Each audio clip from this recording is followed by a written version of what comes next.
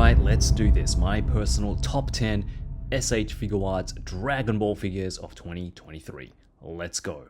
This one was a little bit of a surprise for me because I was honestly expecting to like this one the least out of this year's releases.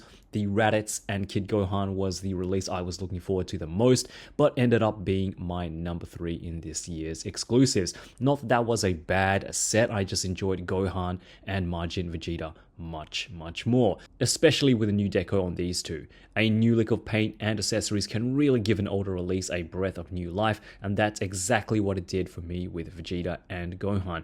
The only difference was that Gohan's base figure or original release was already fantastic, and they really didn't have to do much. If I could include all 3 releases on my number 10 spot, I would, but Gohan was the best. I love the new vibrant colors, I love the added scarring and face prints, but the best part was definitely the new hand accessories for a more natural looking Kamehameha, and probably the best use of an outdated figure that wasn't the most well received on its initial release. And I mean, come on, who doesn't want to have one of the most iconic scenes in Dragon Ball history ever on their shelf like this?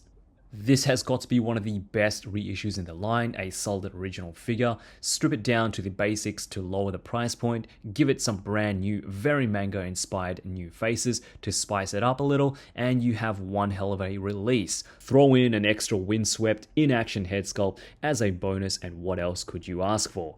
Well, unfortunately this release is a bit of a pain to get a hold of, especially if you don't live in a city that's near a Tamashii pop-up shop. Good thing is that they're always readily available and do restock if they run out, so if you're willing to make the trek, then it's a highly recommended Kid Goku figure that's a ton of fun to pose around. What's not to like about this figure? It's a big, bad orange bruiser Piccolo, and I absolutely love it. I love the size and sculpt. I like that Tamashii are trying new things with the soft overlay gi, and I really like that we have another brand new Piccolo figure in our collection. He's got a lot of shelf presence and looks great with his Dragon Ball superhero wave mates, especially Beast Gohan. If I didn't like the other figures on this list more, he'd definitely be ranked higher.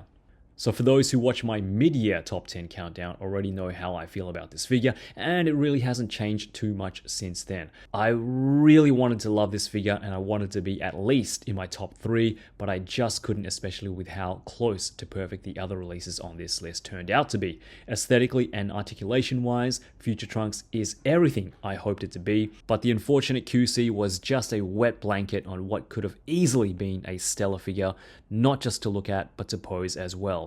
The fortunate thing is that Future Trunks is getting a re-release next year, so let's hope they have those arms sorted out. Fingers crossed.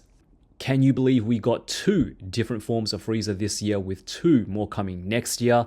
What a blissful time to be a collector, especially if you're a fan of the Namek/Frieza arcs, which I am a huge fan of. There is a bit of debate about the scaling, but I'm pretty satisfied with the overall size and heft of 3rd form Frieza. He's not my favorite form, but boy did Tamashii do a fantastic job in recreating probably the most unique design of the old purple and white Tyrant. I have no issues with this release whatsoever. Again, I just love the other figures more. This was the full package for me. Beautiful sculpt, innovative engineering, fun articulation, and some of the best accessories for a release this year.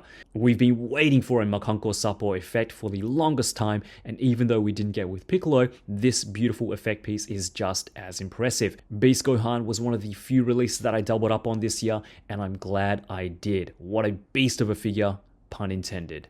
So 2nd form Frieza is pretty much a perfect release to me, and to be honest, like the other remaining 3 figures, could easily be number 1 given a different day or different mood.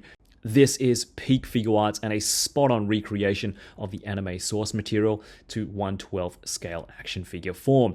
He looks phenomenal, he feels premium, and has some very enjoyable articulation. 2nd form Frieza is my all-time favorite form, so I guess that has something to do with it as well, but Tamashii absolutely knocked it out of the park with this one. So like many of you know, my first taste of Dragon Ball Z was through the deliciously nostalgic 90s Dragon Ball Z movies. Broly the Legendary Super Saiyan, Lord Slug, and of course my all-time favorite, Cooler's Revenge. Final Form Cooler was my number 1 pick for 2021, but unfortunately his shiny metallic other form would only take 3rd place this year. Still, this is a phenomenal release and aesthetically speaking is probably the best looking release this year. It's just a gorgeous looking piece in hand and really pushes Tamashi's limits in terms of what they've achieved with this line. Unfortunately, he's not the most fun to play with in fear of scratching that beautiful finish, and the price isn't the most attractive for casual collectors either. Still, Metal Cooler is one of my all-time favorite releases, and I can't wait to get a regular form of Cooler 2. I think I gave Turles my #1 rank in the mid-year top 10, but like I said, the top 4 were just so hard to choose from. I spent a little bit more time with this guy and really appreciate just how complete this release is. From the amazing sculpt work and engineering to the incredible head sculpts, this looks every bit the part. But what sets this aside from so many others is the amount of accessories we get and all the different options we have to display this killer figure. I love the Dragon Ball Z movies, and Tamashii have been giving us absolute bangers with each movie release. Here's to more movie villains. So I think it comes to no surprise that the new Super Saiyan Goku would take my #1 spot this year. So is it the perfect release? In all honesty, no. The color variance in the torso is not a major issue, but an issue nonetheless. Still, the superb sculpt work that faithfully recreates Toriyama's art style, the ingenious engineering that translates to buttery smooth articulation, absolutely trumps anything and any issue this figure has. Throw in some great accessories including a new Kamehameha effect piece and 2 different head sculpts with a bunch of options, and you have yourself one of the most enjoyable figures to handle and pose ever. This release also hits all those right nostalgia notes, flooding the inner child in me with memories of one of the most epic battles in manga anime history. This was one of the most iconic, if not the most iconic moment in Dragon Ball Z, and having it manifest itself as 6 inches of gorgeous plastic is a dream come true. If you don't have it already, you need to get your hands on 1 or 2 or 3. Highly, highly recommended.